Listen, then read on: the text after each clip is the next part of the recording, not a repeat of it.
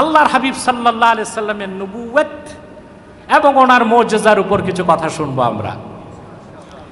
রাসূল করিম সাল্লাল্লাহু আলাইহি ওয়াসাল্লামের যে নবুয়ত আল্লাহ ওনাকে দান করেছেন, এটা বোঝার জন্য আপনাকে কোরআন কারীমের মুখাপেক্ষী হতে হবে। রাসূল করিম সাল্লাল্লাহু আলাইহি সাল্লাম আগমনের পূর্বে প্রায় লক্ষাধিক নবী রাসূল পৃথিবীতে এসেছেন। আসছেন না? সুবহানাল্লাহ বলবেন না? ভাই, আমরা কিন্তু জাগ্রত আছি, কবরস্থানে না, মসজিদে আছি। আমাকে এনভায়রনমেন্ট সাপোর্ট দিতে হবে, পারবেন না? আমি আবার কান ফাটা চিৎকার পছন্দ করি না, মোটামুটি আওয়াজ দিবেন যে বুঝতেছেন। রাসূল করিম সাল্লাল্লাহু আলাইহি সাল্লামের আগমনের পূর্বে পৃথিবীতে 1 লক্ষের উপর পয়গম্বর এসেছেন। আমি লক্ষাধিক কেন বললাম? মতান্তর আছে। 1,24,000, কোন রায়াত এসছে 2,24,000, কোন রাওয়ায় সহি, কোনটা জয়ীফ, এর জন্য বলেছি লক্ষাধিক। তাহলে এখানে আর কোনো বিতর্কের কোনো সুযোগ থাকে না। এই 1 লক্ষের উপর পয়গম্বর আল্লাহর হাবিব মুহাম্মদ সাল্লাল্লাহু আলাইহি ওয়াসাল্লামের নবুয়তের কথা আর রিসালাতের কথা নিজ নিজ যুগে নিজ নিজ কওমের কাছে প্রচার করে গেছেন। তাহলে বোঝা যাচ্ছে লক্ষাধিক নবী রাসূলের নবুয়ত একদিক রাখলে আল্লাহর হাবিবের নবুয়তের সম্মান মর্যাদার ওজন আরো বেশি। শুধু তাই না, লাখের উপর নবী থেকে আল্লাহ ওয়াদা নিয়েছেন, তারা যদি আল্লাহর হাবিবের জামানা পান তা তারা আল্লাহর হাবিবের উপর ঈমান আনবেন। বলেন সুবহানাল্লাহ। আল্লাহ রাব্বুল আলামিন কোরআন কারীম সূরা আলে ইমরানে বলেন, وَإِذْ أَخَذَ اللَّهُ مِيثَاقَ النَّبِيِّينَ لَمَا آتَيْتُكُم مِّن كِتَابٍ وَحِكْمَةٍ। মুহাম্মদ সাল্লাল্লাহু আলাইহি সাল্লাম, আপনি স্মরণ করুন সেই সময়ের কথা, আদম থেকে ঈসা পর্যন্ত লাখের উপর পয়গম্বরের কাছ থেকে আল্লাহ পাক যখন আপনি মুহাম্মদ সাল্লাল্লাহু আলাইহি সাল্লামের নবুয়তের ব্যাপারে ওয়াদা গ্রহণ করেছেন। সুবহানাল্লাহ বলেন। ওয়াদা কে নিছেন? কার ব্যাপারে?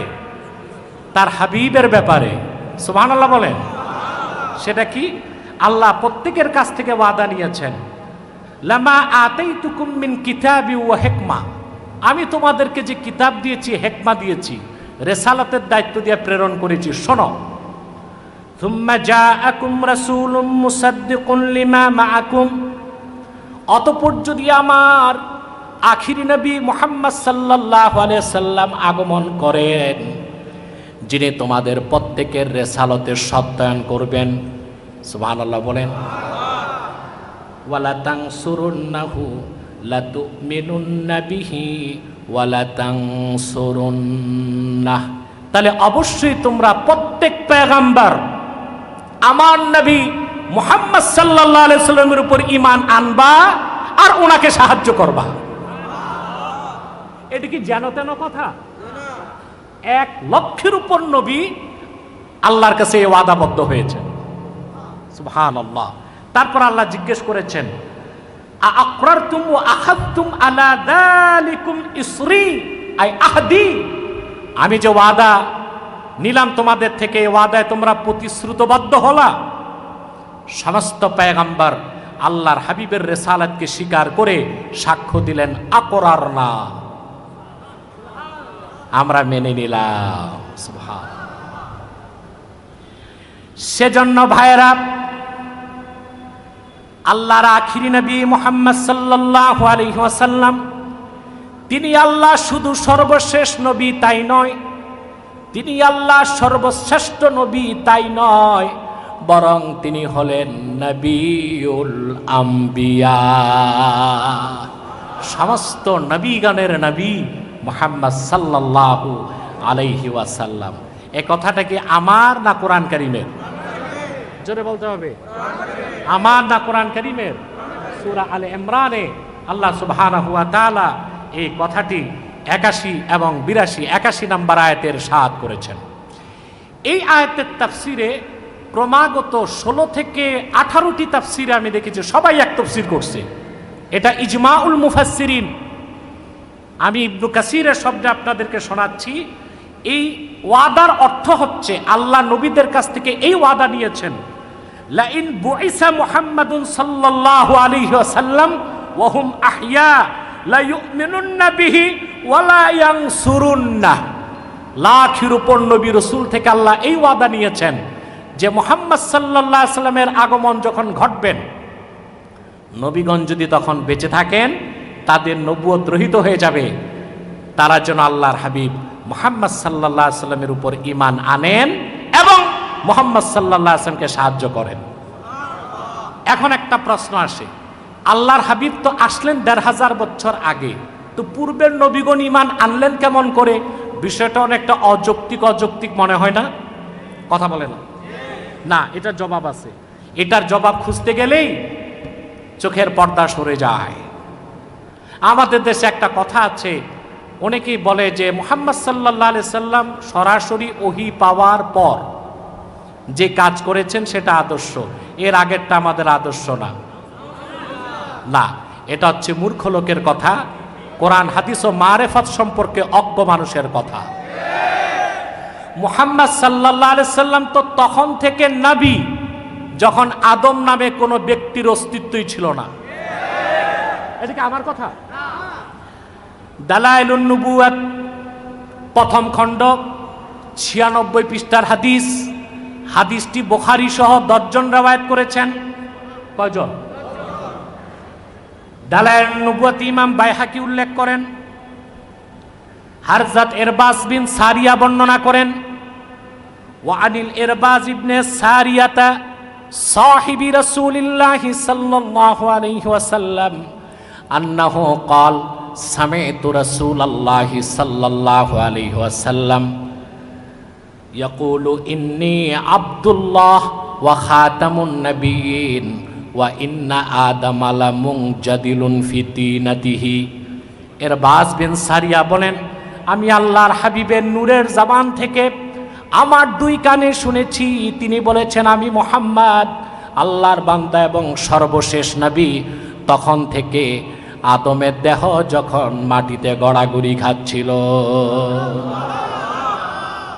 আদম নামে কোনো ব্যক্তির অস্তিত্বই যখন ছিল না, আল্লাহ তাআলা আমি মুহাম্মদ আল্লাহর সর্বশেষ নবী ও রাসূল, আল্লাহর বান্দা, সেই কথা আল্লাহ ঘোষণা দিয়েছেন। বলেন সুবহানাল্লাহ। রাসূলুল্লাহ কখন থেকে নবী? প্রশ্নটা আমাদের না, এটা ১৫০০ বছর আগে সাহাবায়ে কেরামেরও প্রশ্ন ছিল। এক সাহাবী এসে রাসূলুল্লাহকে বললেন, ইয়া রাসূলুল্লাহ সাল্লাল্লাহু আলাইহি ওয়াসাল্লাম, সাহাবী এসে বললেন, মাতা কুতিবতা ইয়া রাসূলুল্লাহ, আপনি কখন থেকে নবী? আরেকজন জিজ্ঞেস করছেন, মাতা ওয়াজাবাত লাকান নবুওয়া, আপনি কখন নবুয়ত পেয়েছেন?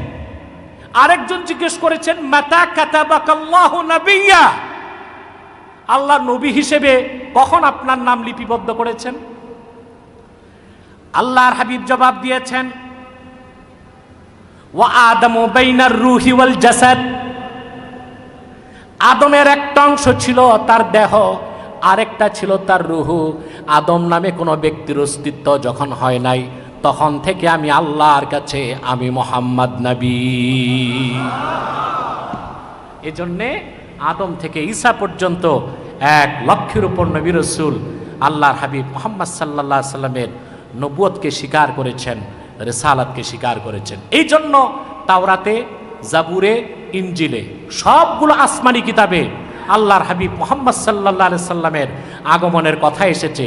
কারণ পূর্বে যত নবী এসেছেন প্রত্যেকেই মুহাম্মদ সাল্লাল্লাহু আলাইহি সাল্লামের নবুয়তের কথা, ওনার রিসালাতের কথা, ওনার আজমাতের কথা, বরত্বের কথা, মহত্বের কথা, ওনার প্রশংসার কথাগুলো, আগমনের কথাগুলো বলে গেছেন। বলেন সুবহানাল্লাহ। দেখুন একটি কথা, ১ লক্ষের উপর নবী রাসূলের মূল দাওয়াত কি ছিল? প্রশ্ন আসে না? নবীদের শরীয়ত তো ভিন্ন ভিন্ন ছিল, শরীয়ত ভিন্ন ভিন্ন ছিল, কিন্তু ৫টা মৌলিক বিষয়ে সব পয়গম্বর একমত ছিলেন। কয়টা? সমস্ত পয়গম্বর প্রথম যে বিষয়ে একমত ছিলেন তা হচ্ছে লা ইলাহা ইল্লাল্লাহ, আল্লাহর একত্বের ব্যাপারে, তাওহীদের ব্যাপারে সমস্ত পয়গম্বরগণ একমত ছিলেন। দ্বিতীয় যে বিষয়ে সমস্ত নবী রাসূলগণ একমত ছিলেন, তা হচ্ছে মুহাম্মদ সাল্লাল্লাহু আলাইহি ওয়াসাল্লামের রিসালাতের কথা। উনি আল্লাহর সর্বশেষ নবী ও রাসূল, এই কথাটি সমস্ত পয়গম্বর বলে গেছেন। 3 নাম্বার যে বিষয়ে সমস্ত নবী রাসূলগণ একমত ছিলেন তা হচ্ছে আখিরাতের কথা। 4 নাম্বার যে বিষয়টা সব নবীগণ বলে গেছেন তা হচ্ছে ইবাদত, আল্লাহর ইবাদতের কথা। 5ম যে বিষয় সমস্ত নবী রাসূলগণ বলে গেছেন তা হচ্ছে সালাত, নামাজের কথা। আল্লাহর পক্ষ থেকে এমন একজন নবীও আসেন নাই যিনি নিজে নামাজ পড়েন নাই, নামাজ পড়তে বলেন নাই। আদম থেকে ঈসা পর্যন্ত লক্ষাধিক নবী রাসূলগণ যে 5টি বিষয়ে ঐক্যমত্য স্থাপন করেছিলেন তার মধ্যে অন্যতম একটা হচ্ছে আল্লাহর হাবিব মুহাম্মদ সাল্লাল্লাহু আলাইহি সাল্লামের নবুয়তের কথা, রিসালাতের কথা এবং ওনার আগমনের কথা।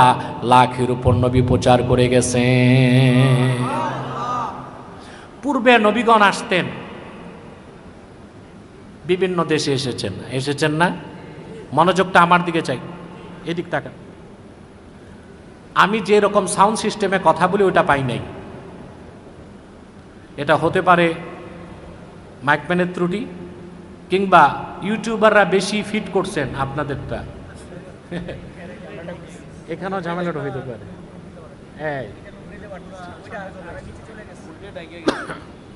হ্যাঁ, ঢেকে যাক, ইউটিউবও তো দরকার আছে, কারণ স্যাটেলাইট মিডিয়াগুলো তো ওয়াজ মাহফিল বা ইসলামের পক্ষে প্রচার করতে চায় না।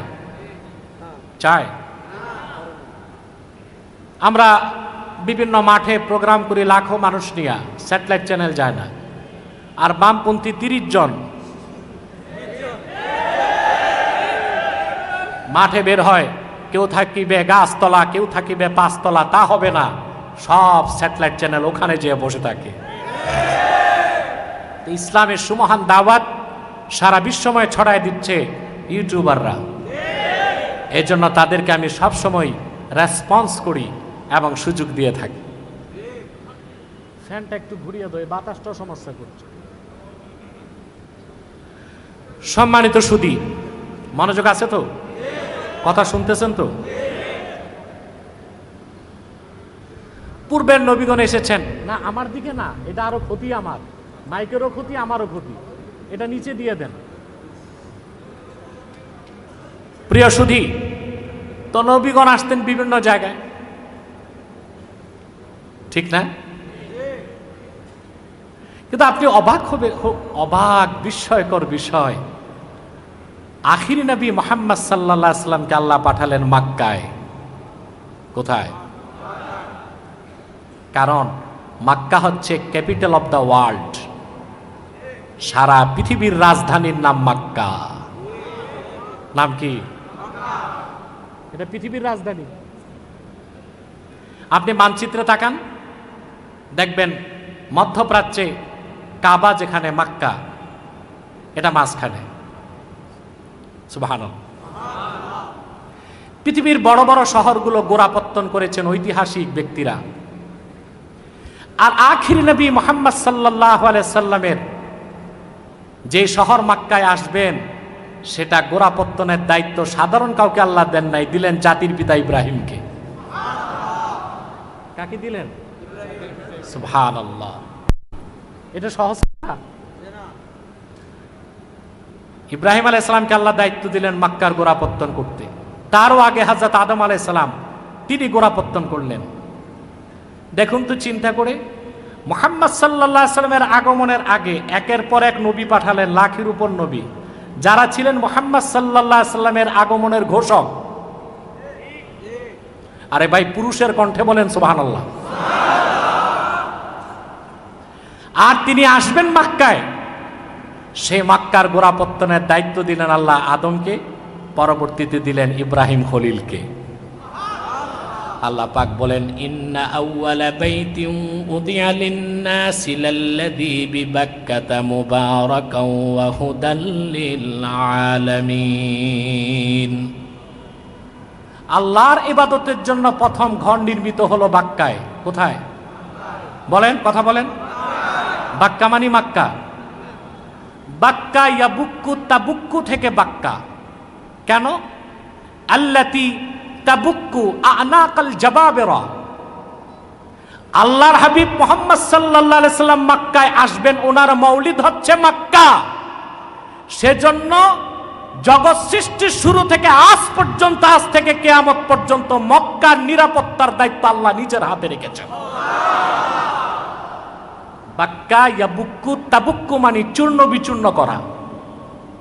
পৃথিবীতে যখনই কোনো শাসক মক্কায় ঢুকতে চেয়েছে, মক্কা তার ঘাটটা চূর্ণ বিচূর্ণ করে দিয়েছে, এই জন্য নাম বাক্কা। আর রাসূলুল্লাহর খাতিরে আল্লাহ নাম ঘুরায় দিলেন মক্কা। সুবহানাল্লাহ। এই মক্কা গোড়াপত্তন করলেন জিবরিল নিজে এসে আদমের মাধ্যমে। আদম আলাইহিস সালাম নামলেন শ্রীলঙ্কায়। ইমাম বাগাবী মাআলিমুত তানজিলে লেখেন, হাজ্জা আদামু আরবাঈনা হাজ্জাতান বিল মাশিয়ে। হযরত আদম শ্রীলঙ্কা থেকে, হিন্দুস্তান থেকে 40 বার পায়ে হেঁটে যে হজ করেছেন মক্কায়। বলেন সুবহানাল্লাহ। কতবার? 40 বার। দেখেন, চিন্তা করেন, রাসূলুল্লাহ আগমন করবেন মক্কায়, কত আগ থেকে আল্লাহ পরিকল্পনা গ্রহণ করছেন। লাখের উপর নবী পাঠাইছেন, যারা সবাই ঘোষণা দিছে আখিরি নবী মুহাম্মদ সাল্লাল্লাহু আলাইহি ওয়াসাল্লাম। প্রত্যেকেই রাসূলুল্লাহর উপর ঈমান এনেছেন নিজ নিজ যুগে। আর মুহাম্মদ সাল্লাল্লাহু আলাইহি ওয়াসাল্লাম আসবেন মক্কায়, সেই শহরের গোড়াপত্তনের দায়িত্ব কে নিছেন? আল্লাহ। দায়িত্ব দিয়েছেন জিবরিলকে, দায়িত্ব দিয়েছেন আদমকে, পরবর্তীতে দায়িত্ব দিলেন ইব্রাহিম খলিলুল্লাহকে। সুবহানাল্লাহ। কারণ মক্কা মুকাররমা যিনি গোড়াপত্তন করবেন তাকে নেতা হতে হবে। কি হতে হবে? নেতা হতে হবে। সাইয়্যিদুল মুরসালিন মুহাম্মদ সাল্লাল্লাহু আলাইহি ওয়াসাল্লাম মক্কায় আসবেন। আল্লাহ সাধারণ কোনো পয়গম্বর দিয়া গোড়াপত্তন করেন নাই, এমন এক পয়গম্বর দিয়া গোড়াপত্তন করেছেন যার বংশে 70,000 পয়গম্বর আল্লাহ পয়দা করেছেন। আল্লাহ রাব্বুল আলামিন বলেন, ওয়া ইযিবতালা ইব্রাহিম রাব্বুহু বিকালিমাতিন ফাআতাম্মাহুন